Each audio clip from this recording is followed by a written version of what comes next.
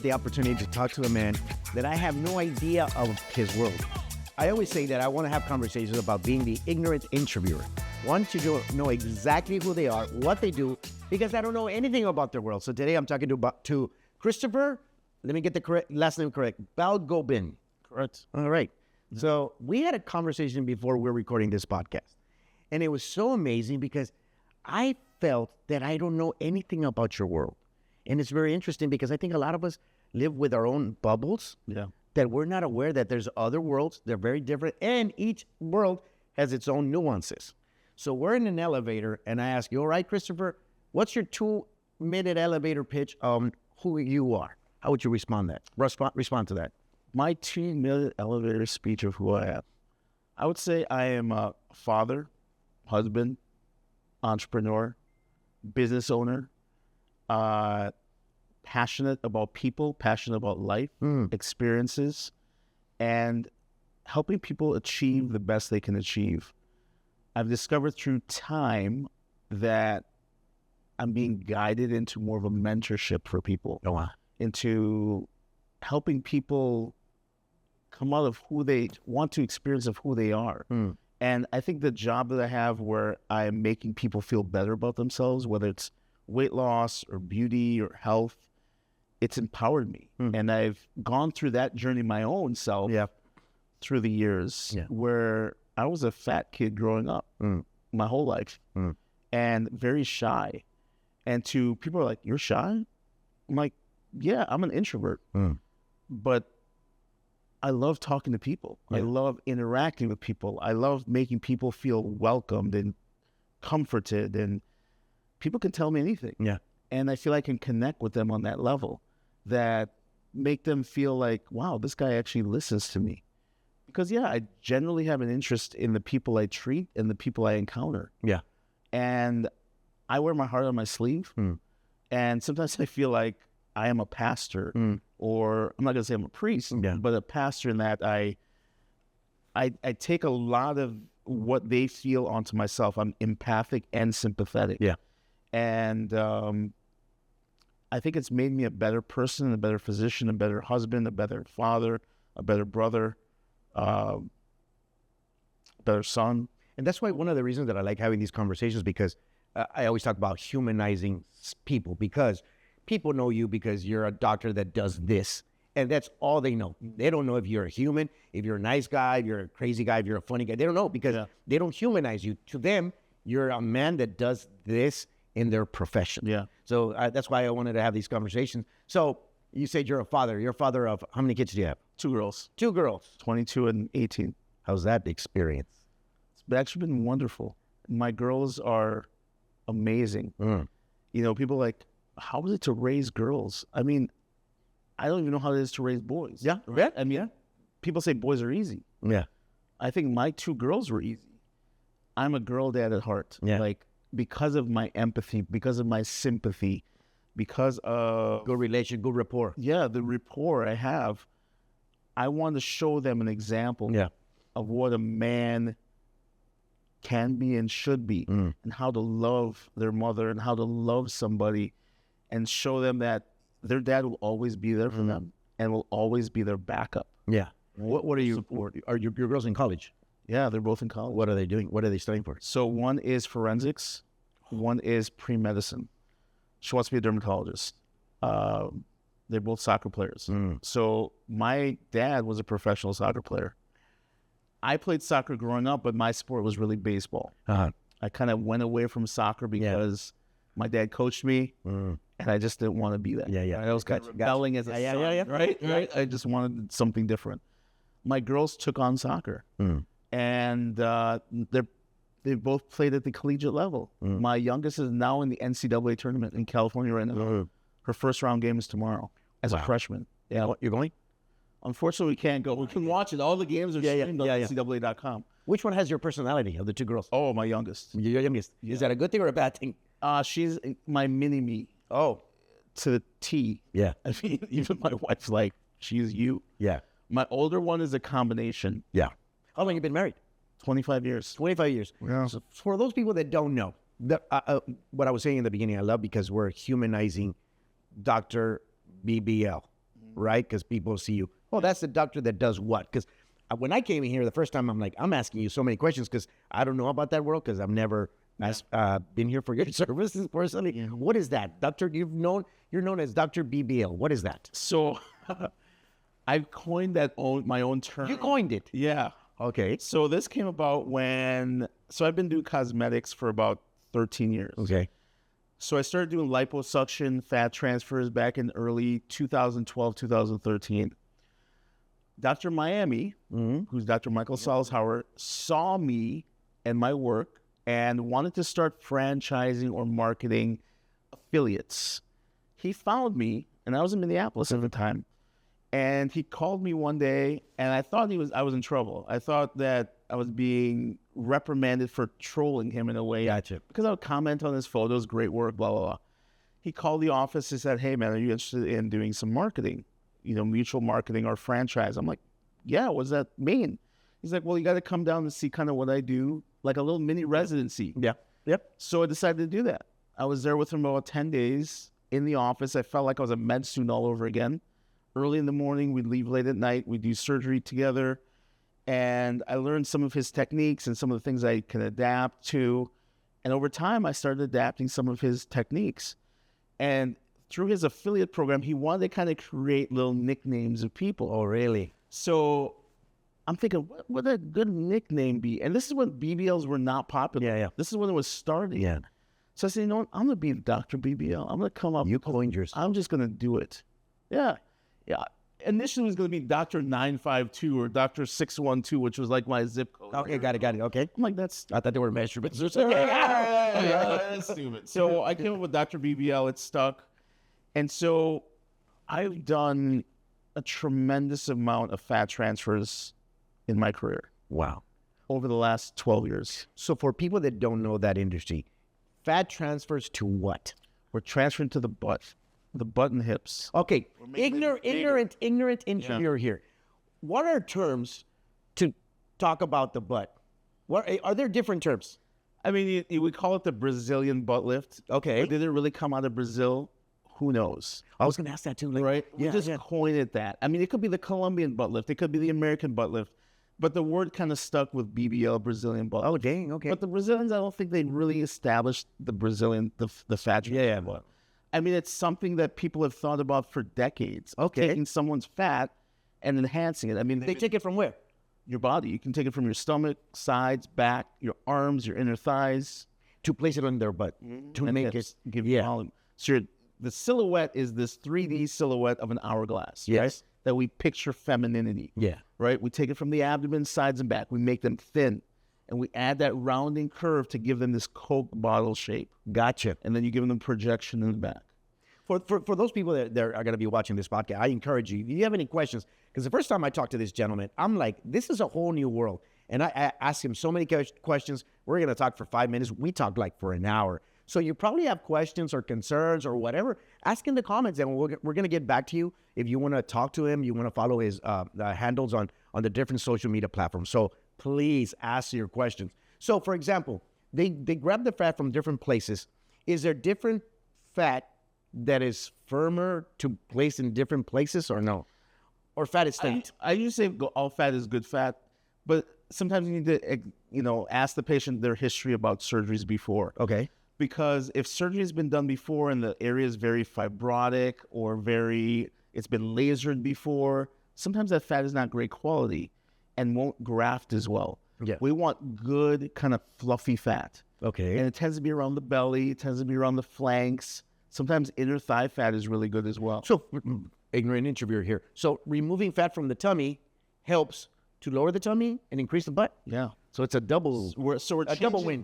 We're changing all the dimensions at once, right? A three-dimensional silhouette. This is how we have to think of the body in 3 dimensions. So not only just here, like some patients are like, I just want my stomach done. I'm like, why? Okay. Because you got to look at the body as a whole, right? A holistic approach to the body.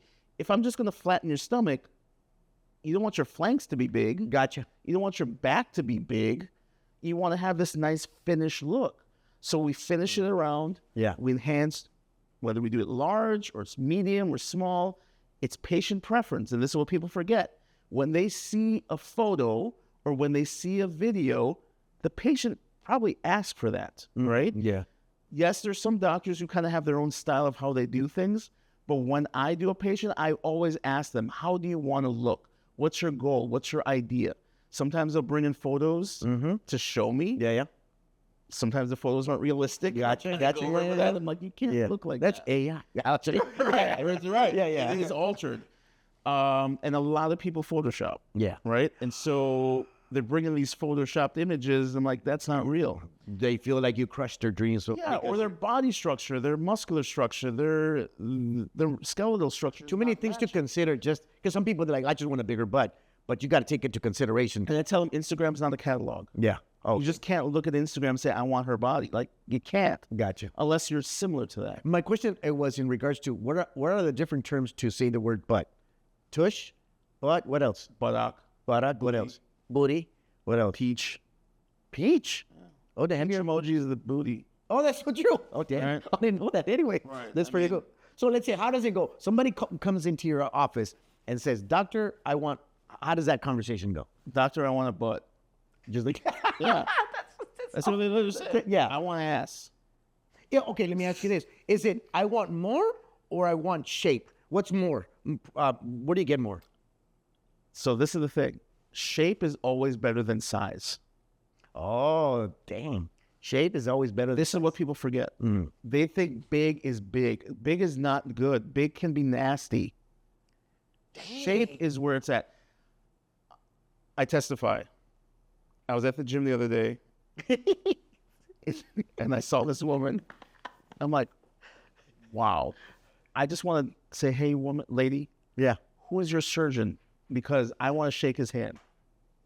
Shake his hand in, Perfection. oh, perfection. Got it. Because I'll tell you this. Sometimes I do camera work and stuff like that. I see guys and I see their lens and I'm like, what's that lens? Is that a 1.4? Is that a 50 millimeter? So you're the same way. Who did that body? Exactly. Yeah. Like, where do you get that lens? So you're like that too. Yeah. Your mind And I is- think I have a little bit more latitude. Look at that. That's all. I'm Yeah. Dr. BBL. You're looking at butts. Yeah, gotcha. You Yeah. have an amazing shape. I just want to give you a comment. So you've done that. I have to some people. Because I don't know your world. Have you ever done it and that's real and it's not a, No, I usually can spot it. you can spot. Yeah. So you've approached And it. I've even talked to my wife, say, I want to ask that woman where she. My wife's like, no. Man, so many things. Okay, so let's go back.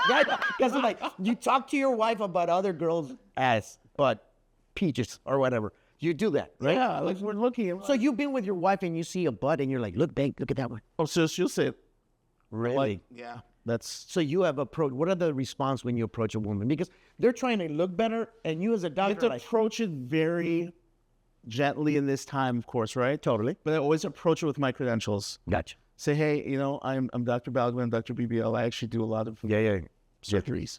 And I just want to compliment you on your silhouette. My compliments to the chef. I got you. Yeah, I got you. And then they open up, yeah, right? They're like, oh, yeah, I've seen him. And then we start talking. gotcha. Engaging. If you're just a regular dude, Yeah, regular dudes are not so suave. gotcha. Yeah, I agree. in their approach. Yeah, and they know what I mean? they don't have that permission. They're like, damn, girl, where'd Yeah. you get that from? Yeah. No, that's not how you do it. Yeah, man. So, when we were talking last time, we were talking about that moment because, for example, if I go to a doctor and I get a tooth, right, and I trust the doctor and I get my tooth done or whatever. At night, if something is happening and my tooth is rotting or turning green, I want to text the doctor. Hey, doctor, look at my tooth. Is this normal? Right? I could send him a picture of what's going on.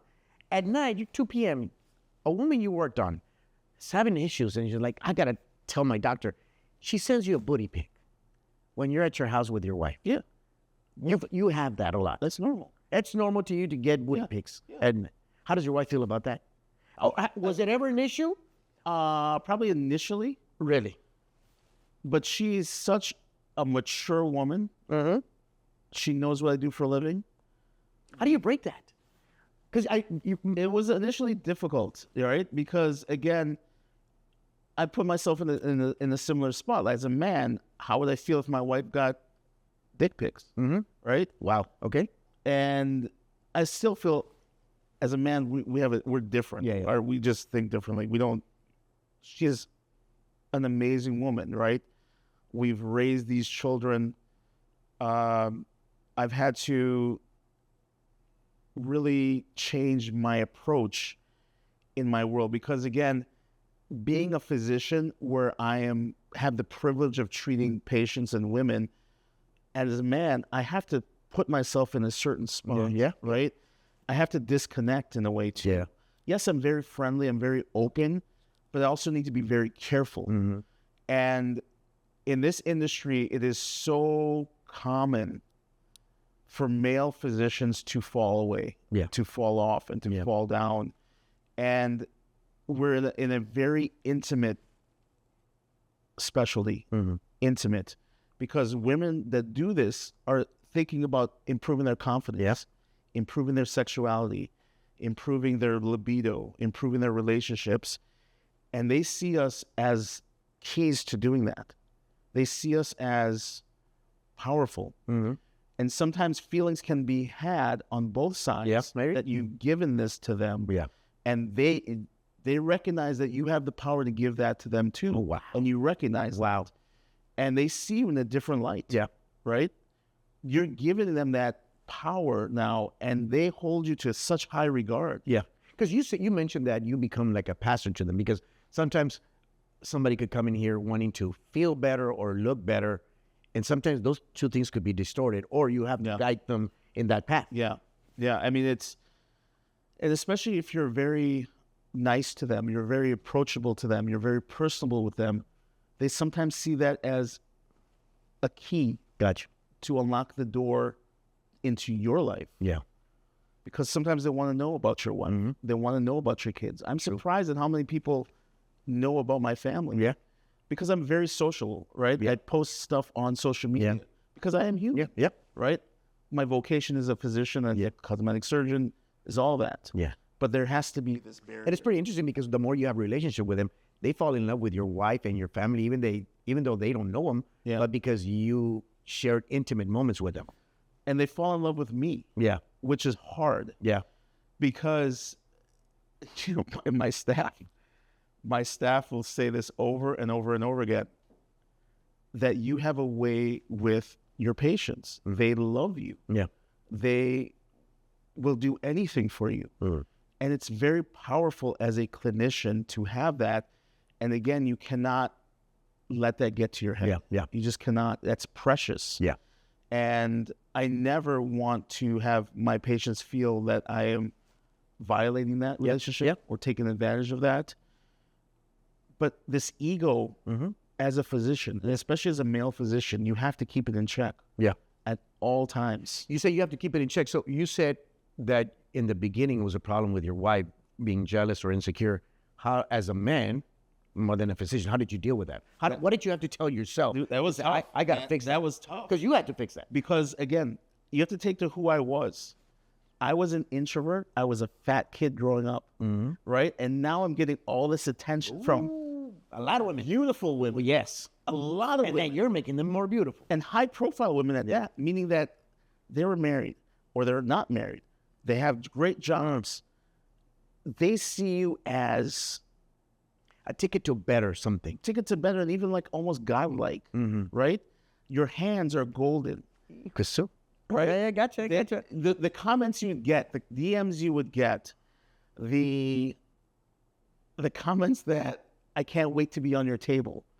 Like, how do you take that? You know what I mean? Only you, I can't wait for you to put your hands on me. Oh my! As a doctor and as a man, how do you respond to that?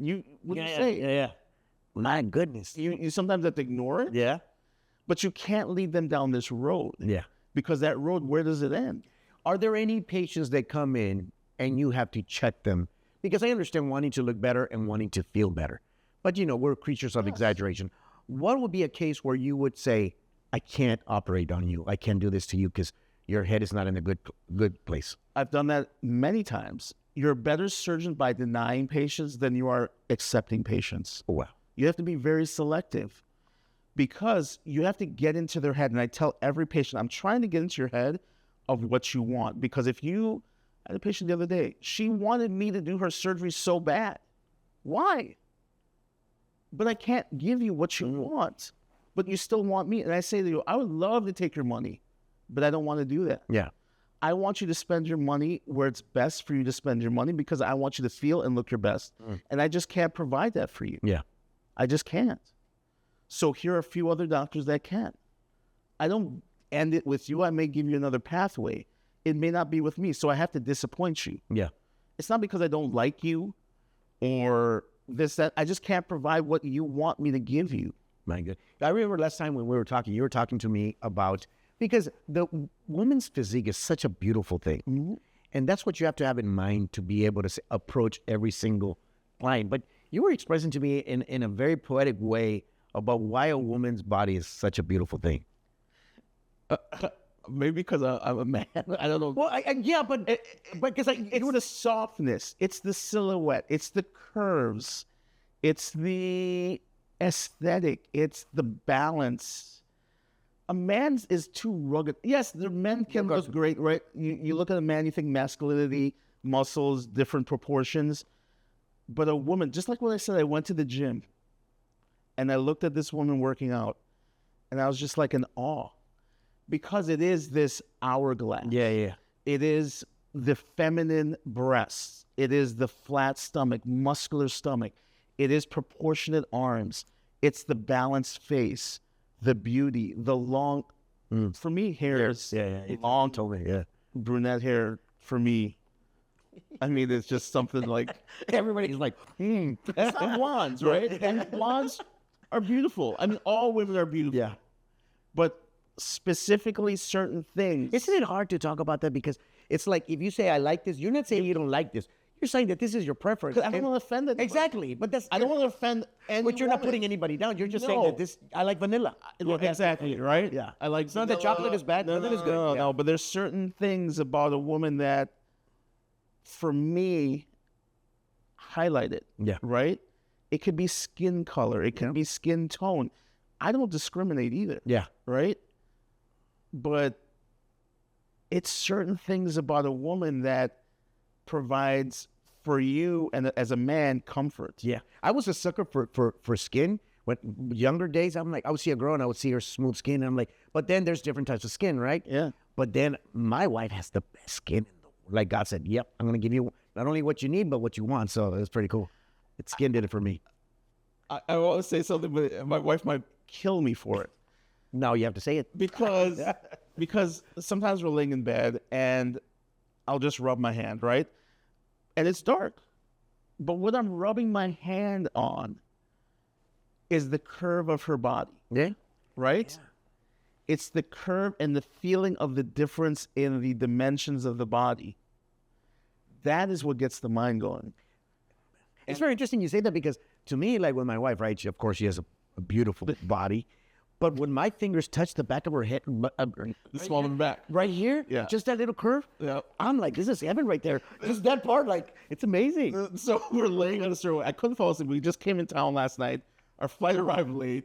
By the time we got home here, it was like 12:30 in the morning. We're laying in bed and I can't sleep, right? And I'm just rubbing. I said, I have to switch positions because there's just too many. And I said this to her. I said, there's just too many things to play with here. Oh, my and goodness. I went the other way. Say, gotcha. Because we needed to go to sleep to be here in the morning, right? And it's just like, it's just funny. Yeah. But it's an innocent funny as a married couple. Yeah, totally. You know what I mean? Yeah. Being 25 years married, we've been together over 30 years. Right? I gotta give you props because I can only imagine that the people that do what you do, when you're not mature or you don't have your head in the right place, this could turn very bad very quickly. And I bet there's a lot of examples. And you're telling me you've been together for 30 years? Yeah, 30 plus years. Oh my goodness, props to you. That's amazing. And my wife is my muse, I call her, right? Yeah. My wife has the amazing body. And for me to be Dr. BBL, it's fitting if you see my wife. Wow. Oh, there you It's go. fitting. Yeah. She's never had a BBL. People think she's had a BBL. Oh. My wife is like stacked. She's going to hate watching this. Isn't it interesting talking about it? Like, yeah. Wow. But she goes to the gym. I'm always looking at her all like, Yeah. what dudes are looking at her? You know, like, You get jealous? heck yeah, man. You get jealous. Oh, let me ask you this. I'm a man. I understand. Yeah. Well, I think men are very fragile. Our egos are fragile.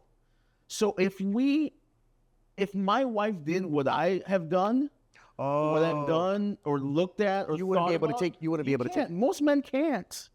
Okay, gotcha. Most men cannot. Most men are fragile. Dang. Okay. If men actually thought about what they're doing to their significant other and the roles were flipped, they wouldn't do it. That's so true. Wow. Right? Yeah. Interesting. What do you want to get better in regards to what you do? Where do you want to improve? Professionally? Or Yes. personally? Professionally. Professionally, I want to just improve my skill, improve the talent, improve technology and what I can offer patients. I'm always looking for cutting edge things. Gotcha. And to offer patients a better result the best way I can with the least amount of downtime. Yeah. When you hear the word surgery, of course, the denotation, the definition of that word, or connotation with how people feel about a word. So the word surgery, going under the knife, that's scary to people. So for people that were like, I want to get my butt shaped, increase, what are their concerns that some people have that normally come to your office and like, I'm just concerned about this. What is that? What are those concerns? Concerns are, am I going to live? Is fat injected into the muscle or under the muscle? So BBLs are one of the most highly complicated procedures, most highly death rate. Really? Yeah. And it's because the risk of fat embolism, injecting fat into or under the muscle. That's what causes the deaths. I never inject fat into or under the muscle. Okay. I inject fat above the muscle. People, when they were trained, were taught to inject fat into or under the muscle because it has a better take. That thought has all gone away because of the death. Florida actually enacted a law many years ago that it's illegal to inject fat into or under the muscle, and the physician can be prosecuted for it. Wow. Yeah. So now there's techniques that you develop to keep people safe, such as using ultrasound when you're injecting the fat, using a blunt tip cannula when you're injecting the fat, using different methods of keeping the patient safe. So that's one of them. Other one's infection, right? So we have means to reduce infection with antibiotics, pre-medication, intraoperative medication, post-operative medication, blood clots, using compression devices on the legs, making sure they're wearing their compression socks after surgery, sometimes using blood thinners after surgery to reduce the risk, keeping patients in your office longer or keeping them from traveling outside of their state while they're recovering. Seromas, which are fluid collections under the skin when you do liposuction. So lymphatic massage can help reduce that, wearing appropriate compression garments. So there's many different complications that can arise, and you have to be able to assess those. Skin necrosis or skin death can even happen. Skin death? Yeah, from liposuction. Lipo burns. So you have to use certain things, certain tools to help reduce the patient's exposure to these things. How many years have you been doing this type of surgery? 12, 13 years. 12, 13 years. Yeah. But I've been a physician for 25 years. You said, what did you do before? Family medicine with obstetrics. So I delivered over 1,000 babies. 1,000 babies. Yeah. What made you do the switch? My own personal transformation. Gotcha. So I used to be very overweight. I used to be 306 pounds at most. Lost 120 pounds naturally, was featured on news segments, was on Sanjay Gupta's, he had a show on CNN. So that's my passion too, is weight loss. I love the idea of transforming people. So I slowly got into aesthetics, whether it's Botox, fillers. Then I trained in liposuction, trained with a surgeon in liposuction. Then I started seeking other surgeons. How can I get trained into aesthetics? So over the years, I've trained with numerous plastic surgeons on liposuction and fat transfers. That's my scope. I don't do tummy tucks. I don't do breasts. That's another level that I don't want to get involved in. Gotcha. Right? I leave that for the other people who want to do that. I'll refer those out. But liposuction, fat transfer, that's my wheelhouse. That's what I've been doing for over a decade. Yeah. And I'm always trying to improve the techniques, whether it's the equipment that I use or the methods that I use. And I have a huge network of physicians that I can collaborate. And because my producer wants to know about this particular thing that you do, you also do penis enlargements. Your producer wanted to know. You want to know that? Wow. Asking for a friend. I'm asking for a friend. Wow, yes. Yeah, I'm asking for a friend. One of my favorite procedures to do. Really? Why? Wow. Guys need confidence. And one of the, I always say, the top 3 things guys worry about is their hair, their penis, and their money. Yeah. Yeah. If they can keep their hair and have a good penis, they're in heaven.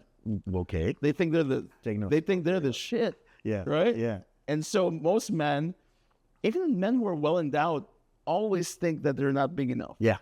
We're always at, yeah. Yeah, we're just not Always, enough, always, right? yeah. And being on the female side of surgery, 95% of my clientele is women. I hear it all. I'm like a bartender. Yeah, I bet. So when I talk to guys, The pastor bartender. I have to educate guys about their stuff. Yeah. They think they need to be 10 inches long. I'm like, no, women don't want that. Oh, yeah. What do women want and what's effective? Take notes, producer. I'm not going to say his name. I'm just going to say producer. Producer. Yeah, I want to protect him. Women want a man that knows how to use it, right? That's one thing, Yeah. right? But they also want girth, thickness. More than length. More than length. Why?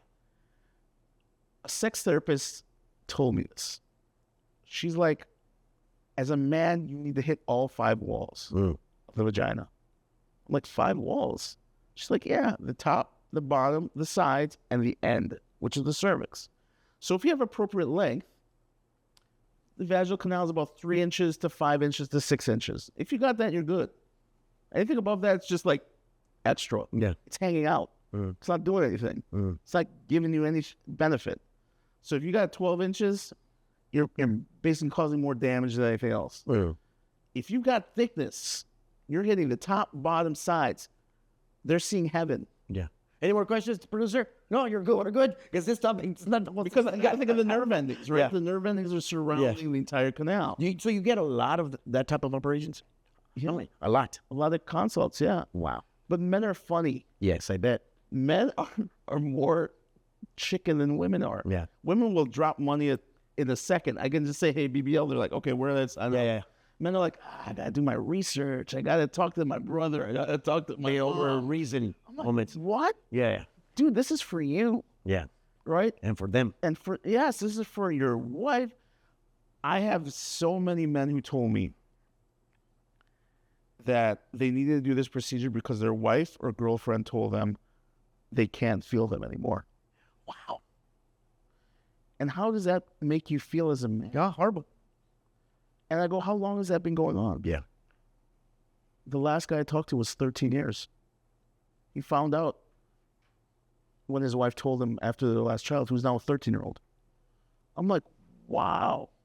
And because it's such an intimate, delicate thing, people don't talk about it until it's too late. Right. And there's things that can be done. Yeah, there's things that can be done. Yeah. I've had it done. Yeah. For my own confidence, right? My wife never complained. She wouldn't even tell me because she's that kind of woman. Yeah. But again, what does Who operated you? Dr. Loria, Okay. who trained me. Oh, wow. Yeah, he's actually the inventor of the product. So this is a permanent dermal filler. Permanent. Don't seek the temporary stuff. My goodness. So you're going to be big for 6 months and then it goes away and your woman's going to be looking at you like, what the heck happened? Yeah, you're not the same. You're not the same. Right. You're not the guy that I had. I Yeah. can't feel you anymore. Yeah. You never want to go back to that. This is a permanent. This is a permanent filler. He patented, created this, been doing it for 15 years. Wow. That's what I have. So for people that don't know, you have offices where? I'm in Minneapolis, San Antonio. I do go to Miami, but I do it for the hips and butt. Yeah. I use this filler for hips and butt. I tell all the people all the time, there's a lot of stuff that we do for our career or stuff like that. But you mentioned that you sometimes become a pastor or you become a counselor to people. And the last time I talked to you, even today, I feel that you get a lot of gratification just by being able to be there for people. Something that you enjoy. Yeah, I really do. I mean, people can ask me questions and I love just communicating. Yeah. My wife says I'm a little bit too open, but I'm like, I don't know any different. Like, how do I pull that back?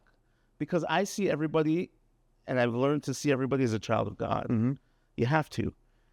It'd be a better world if we did, right? I mean, I don't look at colors. I don't look at, yes, I can recognize this is an African-American woman, this is a Lebanese woman, whatever, fine. Yeah.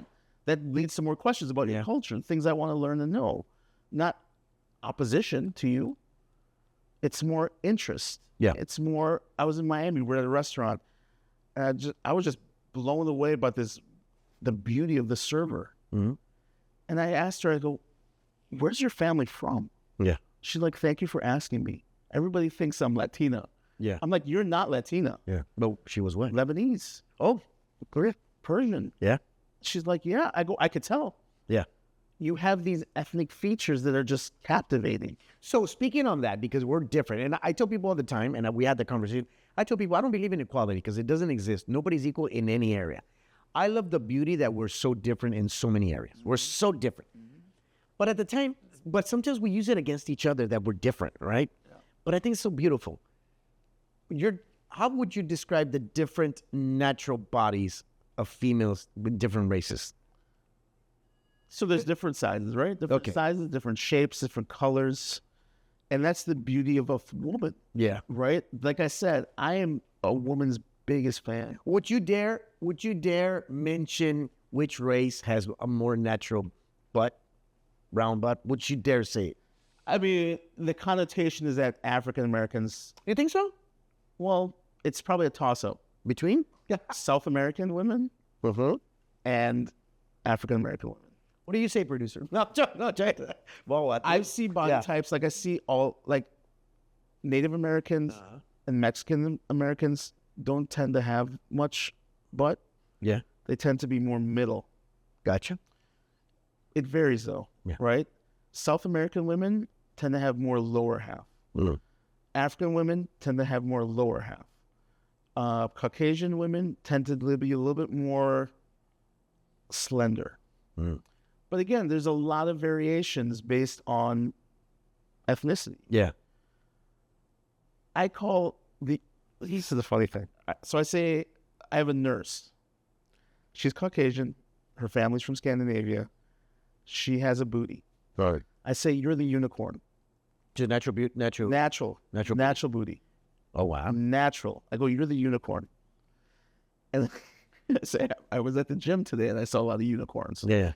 What does that mean? When someone and someone you knows expect it. Yeah. it's a white woman with booty. Let me ask you the question. For example, that particular nurse that has a natural beauty, whatever, a BP. All right. Anyway, being around you and all the operations, does anybody like her say, "I want that too," or no? Does that happen? Yeah, all the time. Like her having a natural booty, does she also feel like I want to be operated on? Because being around you, she feels that she has to. Not that she has to, but that it's available to her. Everyone has something inside of them that they want to enhance or change. Yeah. Right? That's because you told me that you had a psychiatrist, right, that sometimes talks to people. When is that distortion? Because I say we're creatures of exaggeration. Is there any place that you feel this is a distortion or people are exaggerating or that you feel that their head is in the wrong place? all the time. Yeah. Like what would it be? It can come with breasts. It can come with booties, where they want just bigger. And you feel That's that already okay, large. Yeah. Like, because now you got to get into why you want it so big. Because you got to think of, as you age, what's going to happen to that butt? It's heavy. Yeah. Your skin won't hold it up for that long. Just like breasts. Breasts can be up here Yeah. when you're 25, and they're down to here when you're 35, and they're down to here when you're 45. Mm-hmm. That's natural. Yeah. So you got to think of, how am I going to age with the enhancements that I have? Got it. So I always put that into their mind as well. Be careful what you ask for. You'll get it, but then you may not want it. Yeah. What guarantees somebody's going to hire you for your services? What is a guarantee that you, Christopher, as a doctor, would give to anybody that comes to your service? You're going to have me doing a procedure. Because people are asking, are you really the doctor? I'm like, yeah. Yeah. You're the guy that's on social media? I have women walk in my office like, is it really him? Yeah. I'm like, yeah, I'm right here. Yeah. You're the guy that I see. I'm the only one doing a procedure. There's no other assistants. There's no other doctors in my practice just going to sneak in when I'm the one to the face. No, it's just me. I am the only one working on you from start to finish. I'm in that room from start to finish every second. Nobody else. Yeah. And I'm going to give you the utmost of my energy, power, skill for every patient. What do you want their experience to be when they walk out of here? I want their experience to be remembered that, wow, this guy really gave me his all. And he's very personable. He cares about me. He cares about my results. And he wants to provide the best care he can for me. That's what I want. As a physician and the clinician, that's what you need to give to every patient. What are your challenges as you're going forward? Challenges are volume. You know, you can only be so many places at once. And in like you say, you're the one that's operating. And I'm the one that's operating. I have to delegate to my people, right? Whether it's my nurse practitioner, whether it's my nurses, whether it's to my medical assistants, whether it's to my front desk. They have to be me at times. Yeah. And sometimes patients don't want that. They want me. But I can only be so many places at once. Yeah. Today, I'm in San Antonio. My staff is still working in Minneapolis. I'm not there. Yeah. And they're seeing those post-ops. But they're my eyes and my ears. Yeah. So they have to represent me while I'm gone. What's the challenge between you being a doctor? Because there's a lot of people that do what they do, but they hire to their weakness, right? You can't be a secretary because you hire to your weakness. Somebody keeps you organized. What is your challenge between being an entrepreneur and being a doctor? What's the challenge? How do you mesh That's that? the hard part. Yeah. Going to med school, you don't become an entrepreneur. No, not at all. Going to med school, you don't become a business They don't owner. teach you how to They don't manage. teach you anything. Yeah. They just teach you how to be a doctor. Yeah. And sometimes they don't even teach you that. Yeah. Gotcha. You know what I mean? Yeah, Like yeah. they teach you the language, Yeah. but they don't teach you how to connect with people. That's why some people choose different specialties. A radiologist might choose, I don't want to talk to people. Anesthesia, I don't want to talk to people. I just want to put them to sleep. Yeah. Or there's some people who just like, they go into primary care because they love people. They love connecting. They want to do everything. That's kind of how I was. I didn't know which way to go because I just loved everything. I mean, I loved doing eyes. I loved doing orthopedics. I loved doing surgery. And when I first went into my residency and to my initial primary care practice, I did everything. Delivering babies, seeing women from birth.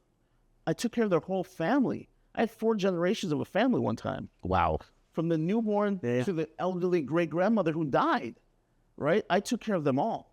And so I took care of families, and that's what gave me joy. Yeah. Because I got to know every little nuance about them and remember that. Wow. And now for me, I'm still in medicine, but it's in a different form of medicine. So to you, it's a challenge being an entrepreneur. Yeah. Addressing the entrepreneurship part of your business. And I'm always looking for things, right? I'm always looking to keep myself busy. I'm always looking to how can I make things better? What legacy can I leave for my family, my children especially? What can survive me, right? Because I always want to be better than how I came up. My father came to this country with nothing. He later put himself through school, came from Trinidad and Tobago in the late 60s. He never thought I'd be a business owner. I don't think he ever thought that business was in our family. He could have started his own business. But again, he only knew what he knew. I never thought I'd own my own business at all. But now I own multiple businesses. Multiple. Do you think you became very relational because of the industry, because you're close to people, or you already that? I think I was already that. Already, okay, gotcha. But I think I grew into that. Gotcha. I think I came out of my shell in college. Yeah. In high school, I went to a college prep high school. I was very reserved, very to myself. My freshman year of college, I was freshman class president. How? Yeah. I still look at You started breaking. how did that happen? Yeah. I was involved in all these organizations. I was in gospel choir. Yeah, I was in all these different activities. And I'm an introvert. My place, you put me in my office for hours, I'm in heaven. Really? Because I love to just sit there and just think and focus and do different things. But I also find strength, too, in talking to people. Gotcha. So I've learned how to be both. Yeah. So that's one of the reasons we are starting this podcast with you, the BRAW podcast, because you're not only a surgeon. You're so many things, and all of those have many nuances. And then we want to talk about. And like I told you, I feel like I have this calling to be in this ministry of connecting with people, talking with people, educating people, maybe telling them and giving them ideas that they may not have had. I love telling people, like, you see what cryptocurrency is doing right now. Yeah. I'm telling everybody, you better get into it. What is wrong with you? Don't complain and be on the sideline, complain about your life and how you don't have money when there's another way to invest. Real estate, cryptocurrency, get an LLC, start your own business, start writing off things, start paying your children from your business. There's so many ways you can build wealth in this country, but we become hostages to ourselves because we don't know. Yeah. Right? And don't let the government support you. Yeah. The government is not there to support you. And it feels like you want to share all of that stuff. Yeah, That's why because I didn't know that. Yeah, I either, got you. right? I'm telling you. No, but what I'm telling you, I love that you want to share it, because a lot of people, they learn and they win just for themselves, and they never jump into that area that I think is more gratifying, that you want to share with other people, so other people can. And I'm a natural educator. Yeah. I'm a natural teacher. And I think the best thing about being a teacher is that you give people knowledge, they take it and they grow with it. Yeah. And we create this collaborative community. I've been very collaborative. The unfortunate thing in medicine, and especially in the industry that I'm with, cosmetics, it's very cutthroat. It's very cutthroat. People will throw each other under the bus all day. Yeah. I hate that. I hate those people. I truly do. They're mean-spirited people, and they know who they are out there. They know it. The people I rock with, I will rock with for life, and I'll give them business right, left, and they're very prosperous. Yeah. You're a loyalist. I am a loyalist. Yes, that's awesome. Yeah, I'm a loyalist. And because they treat people like how I want to be treated and how I want others to treat other people. I will not send a patient to you if I know you have a horrible bedside manner. Yeah. You may be the most skilled surgeon in the world, Ivy League trained, double board certified, blah, blah, blah, blah. Doesn't mean anything. Does not mean anything if you cannot treat that patient well. If somebody wants to find you, where could they find you? Oh, you can find me anywhere. Yeah. Instagram, Snapchat, Facebook, Twitter, offices in San Antonio, Minneapolis. So looking at that camera, we're going to continue with this BRAW podcast. What can people look forward to in regards to your conversations that you're going to be having at BRAW podcast into that camera? What I want to do is educate people. I want to bring on guests that you have questions about, and I want to explore with these guests questions you may have. I want you to experience these people that I trust and that I feel that you can confide in as well, whether issues you might have, whether it be made financial, real estate, urological, cosmetic surgery, dentistry, single mom life, kid life, athletics, whatever it might be, stock market. I want to bring those people on because I want to educate the population, my population that finds what I do appealing. They may not even come to me as a doctor. Fine. But see me as a person, and you might enjoy what you see. Just like people like Joe Rogan. Joe Rogan was MMA, right? Joe Rogan was, what was that? Fear Factor. Fear Factor, yeah. Right? Trump was The Apprentice. The Apprentice. Yeah. Now he's the president of the United States. Yeah. Whatever your cup of tea is, I want to give you something that might be a gift to you and might reach 2 people out of 100. Okay, that's 2 people. But you want to share. But I want to share. No? And again, I'm natural. I am raw. Like, my wife hates that I'm so open. But why hide? Yeah. I mean, so we encourage everybody that watched and will be watching to not be afraid to get involved in the comments and questions. Yeah. Because like last time I experienced, you're open to talk about everything and anything. I can be an open book. Yeah. All right. Yeah. Chris, thank you. Thank you so much. Be raw. Be raw.